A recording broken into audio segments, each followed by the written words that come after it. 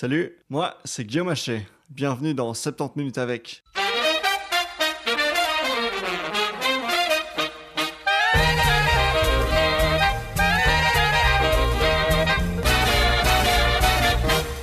Salut, comme vous avez pu le remarquer, il n'y a pas eu d'épisode il y a 2 semaines. Toutes mes excuses pour ça. J'ai pas su tenir promesse. Le podcast fête bientôt ses 12 mois et du coup, ça me donne l'occasion de comprendre pourquoi de nombreux médias arrêtent leurs activités en été. C'est-à-dire qu'en gros, il y a un paquet d'invités qui ont accepté l'invitation, mais qui m'ont gentiment répondu qu'ils étaient absolument pas dispo avant septembre et qu'ils préféraient se dorer au soleil plutôt que de passer 70 minutes avec moi, ce qui est plutôt compréhensible. Du coup, il y aura quelques annonces à la fin de l'épisode sur la suite et comment ça va se passer. Aujourd'hui, je reçois Martine Simonis, qui est un petit peu la maman de tous les journalistes de Belgique francophone, puisqu'elle est la secrétaire générale de l'AJP, l'association des journalistes professionnels, et on parle ensemble du paysage journalistique belge, de la situation des femmes journalistes, qui sont très minoritaires, on parle de déontologie et de précarité de l'emploi, et de plein d'autres choses. J'étais malade le jour de cette interview, on m'entend même tousser de temps en temps, et j'espère vraiment que ça n'affecte pas trop la qualité des questions. C'est parti! Bonjour à tous, je suis aujourd'hui au siège de l'AJP avec ma voix rauque, mais pas seulement, puisque je suis également rejoint par Martine Simonis. Martine Simonis, bonjour. Bonjour. Tu es secrétaire générale de l'AJP, l'association des journalistes professionnels. Tu es une juriste spécialisée en droit social, en droit des médias et en droit d'auteur. Et tu es à l'origine de projets comme le Conseil de déontologie journalistique, le Fonds pour le journalisme ou la Société des auteurs journalistes. Donc je le disais, tu n'es pas journaliste toi-même, tu es juriste, et pourtant on te sent très investi autour des questions liées au journalisme. Comment est-ce que tu expliques cet investissement ? Oui, donc moi j'ai fait des études de droit et pas de journalisme. Et quand j'ai choisi ces études de droit, je les ai choisies un peu par défaut. Je voulais pas faire des études scientifiques ou mathématiques, je voulais même pas de statistiques, j'aime pas les chiffres. Et donc il restait les romans, le journalisme ou le droit. Et dans le journalisme à l'époque, donc moi j'ai fait mes études dans les années 80, à l'époque il y avait déjà de la précarité et du chômage, en romane aussi pour les profs, il y avait des profs au chômage à l'époque, c'est plus le cas maintenant. Et donc j'ai fait le droit, mais j'ai toujours été intéressée par les médias, par la presse, je me suis toujours informée, du plus loin que je m'en souvienne, j'ai toujours lu un journal, voilà, et puis quand j'ai été engagée à l'association, c'était mon deuxième boulot, après un boulot dans une maison d'édition. Je me suis dit, bon voilà, moi je vais rester 5 ans ici, et puis je ferai autre chose à nouveau après. Et puis en fait, j'ai tellement fait évoluer la fonction, j'ai fait évoluer l'association, et puis j'ai créé tellement de projets que j'avais l'impression de changer de métier tout le temps. Et ça, moi j'aime pas quand ça stagne, j'aime bien quand les choses bougent, et voilà, donc je me suis investie complètement. C'est aussi un métier où j'ai rencontré énormément de personnes intéressantes. Mais on reviendra sur ce que tu disais il y a un instant, sur la précarité dans le secteur du journalisme, ça on en parlera certainement. Mais juste avant de se lancer au cœur du sujet, est-ce que tu peux nous rappeler un petit peu ce que c'est l'AJP, l'Association des journalistes professionnels? C'est quoi votre rôle? Vous êtes une union professionnelle, c'est ça? Oui, c'est ça. Donc, je vais d'abord faire une réponse ni. On n'est ni un syndicat, ni une ASBL. On est une union professionnelle. Les unions professionnelles, c'est en fait c'est un statut juridique qui existe toujours en droit belge et qui, au départ, avait été prévu pour les syndicats, mais qui n'en ont pas voulu, parce qu'ils voulaient pas avoir de statut juridique. Et donc, certaines professions se sont organisées au sein d'unions professionnelles. Il y a une union professionnelle des magistrats, une union professionnelle des kinésithérapeutes, voilà. Il y a aussi une union professionnelle des journalistes qui elle est née en fait en 1886, donc c'est vraiment une très vieille, c'est une très vieille dame, hein. Et avec différents changements de structure. Au départ, elle regroupait les employeurs et les journalistes de façon indifférenciée, et puis elle a évolué en se scindant, d'un côté les travailleurs, d'un côté les employeurs. Et puis elle s'est à nouveau scindée à la fin des années 90 en raison de la fédéralisation du pays. Et donc en fait il y a 3 unions professionnelles des journalistes, une nationale qui s'appelle AGJPB, dont je suis la secrétaire nationale aussi, une francophone et germanophone qui s'appelle l'AJP, et une néerlandophone, flamande, qui s'appelle la VVJ. Ça, c'est concernant alors les journalistes, et alors après ça, les employeurs sont encore... Ah oui, eux, ils ont créé leur propre fédération. Il y a une fédération pour les médias de presse quotidienne, etc. Donc, ils se sont organisés de leur côté. Et donc, tu disais, vous n'êtes pas un syndicat. C'est quoi alors la différence entre une union professionnelle et un syndicat exactement ? En quoi est-ce que vous n'êtes pas un syndicat ? Parce qu'en Belgique, on ne peut pas créer de syndicat. En Belgique, il y a ce qu'on appelle un closed shop. Et pour être un syndicat, il faut affilier au moins 50 000 travailleurs sur base interprofessionnelle. D'accord. Et vous êtes trop petit. Et nous, on est 5 000 en Belgique sur base professionnelle. Si on était en France, on pourrait dire qu'on est un syndicat. Okay. Mais la législation belge est telle qu'elle a mis un closed shop. Donc, autrement dit, on ne peut plus créer de syndicats en Belgique. Et seuls les syndicats existants sont reconnus. Ce qui ne nous empêche pas d'avoir des activités syndicales, parce que ça, on les a toujours eues. Donc, en fait, les journalistes, traditionnellement, sont très peu syndiqués.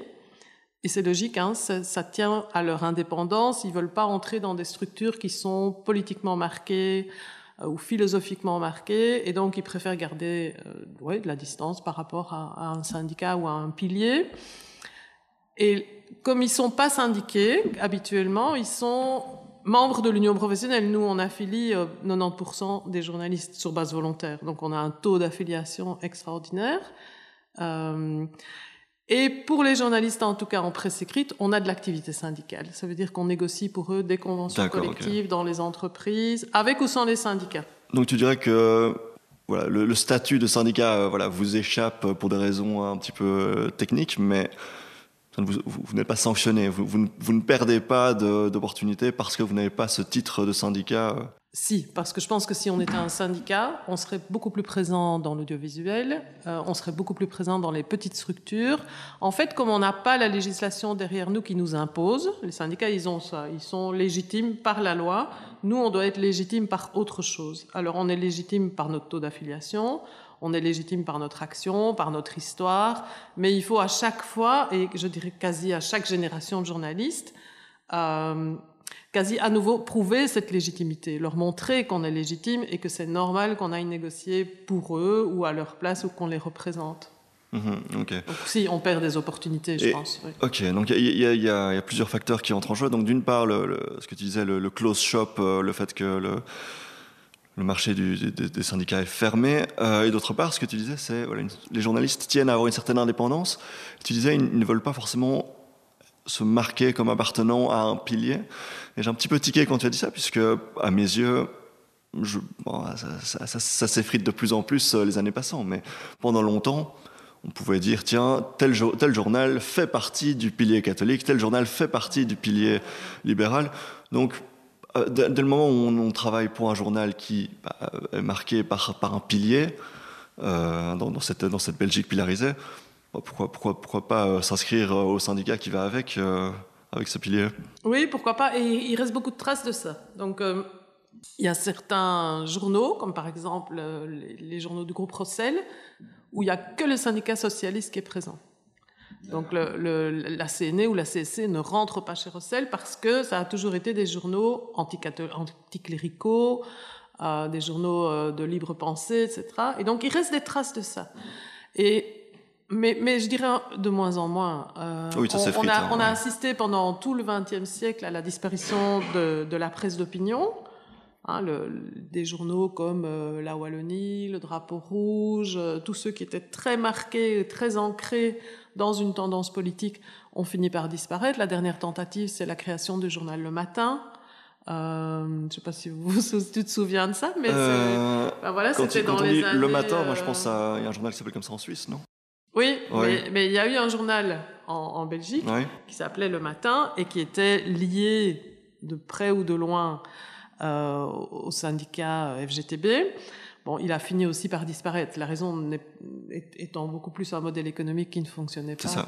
Mais voilà, donc la presse d'opinion, on n'en a quasi plus qui se revendique comme telle, d'être de la presse d'opinion. Donc on retrouve en fait dans les journaux pas mal de pluralisme, même si on sait que l'Écho est plus à droite, que Le Soir et La Libre, peut-être plus un peu du côté catholique. Mais tout ça est en train de s'estomper. C'est ça. Et les journalistes ne veulent pas que ce soit en presse écrite ou que ce soit à la RTBF, parce que ça revient continuellement par rapport aux journalistes de la RTBF, les journalistes ne veulent pas être assignés à une tendance politique. Ils veulent leur indépendance. Ce qui ne les empêche pas d'être des citoyens, ça ne les empêche pas de voter, ça ne les empêche pas d'avoir des opinions, mais en fait, leur travail consiste à pouvoir se détacher de cela et traiter l'information avec en tout cas le respect des faits. Et donc quand tu observes là un petit peu la cohorte de journalistes qui sont inscrits ici à l'AJP, est-ce que la population des journalistes inscrites à l'AJP est représentative de la population en général, ou bien est-ce qu'on observe surtout, je sais pas moi, des cadres supérieurs, des personnes, plutôt des hommes que des femmes, je ne sais pas. Est-ce que tu as le sentiment que... Oui, comme ça. Oui, donc ça tombe bien parce qu'on vient de collaborer à une étude universitaire qui a été faite par l'ULB, par l'université de Gand, et qui s'appelle Portrait des journalistes belges. Voilà. Et donc on sait, on a un portrait des journalistes belges. Donc, le journaliste belge, c'est plutôt un homme. Okay. Donc, on a 30 à 35% de femmes dans la profession. Ce qui est peu. Ouais. Ce qui est peu et qui coupe les ailes à un canard répandu du type la profession est féminisée, c'est pour ça qu'elle est paupérisée, blabla, ce discours qu'on entend très régulièrement et qui est donc faux en l'occurrence. Elle est paupérisée, mais elle n'est pas féminisée. Donc, c'est plutôt un homme, c'est un homme blanc. On a très peu de diversité d'origine dans la profession. C'est un homme qui est issu d'un milieu moyennement aisé, donc c'est pas les couches supérieures qui fournissent les journalistes, pas nécessairement. Moyennement aisé, il est dans 3/4 des cas universitaire. Alors quand on demande aux journalistes, ça intéresse toujours tout le monde, si c'est plutôt quelqu'un de gauche ou de droite. Voilà, oui, j'allais en parler. Ouais. En fait, les journalistes du côté francophone se positionnent à l'identique de la population francophone. Donc là, on a vraiment une ressemblance. Donc, c'est ça. Un peu à gauche. Si on fait le même test en Flandre, on voit des journalistes un peu plus à droite alors? Eh bien non, il n'y a pas tellement de différence. Et c'est ça qui est étonnant, parce que là, ça veut dire que la population journalistique et la population flamande, il y a quand même je ne vais pas dire un grand écart, mais un écart plus grand. C'est ça. Il n'y a pas la même correspondance. Et en fait, la population journalistique se comporte en Flandre à Bruxelles et en Wallonie de la même manière, donc sur le positionnement de type politique. Donc, presque indépendamment de là d'où on vient, si on est journaliste, on est... en général, un peu plus à gauche que la population. Oui, et alors ça, c'est difficile à expliquer parce qu'on n'a pas de cause, on n'a pas de cause à ça. Une des hypothèses d'explication, c'est peut-être que pour être journaliste, il faut avoir non seulement une curiosité pour la société, mais peut-être un engagement.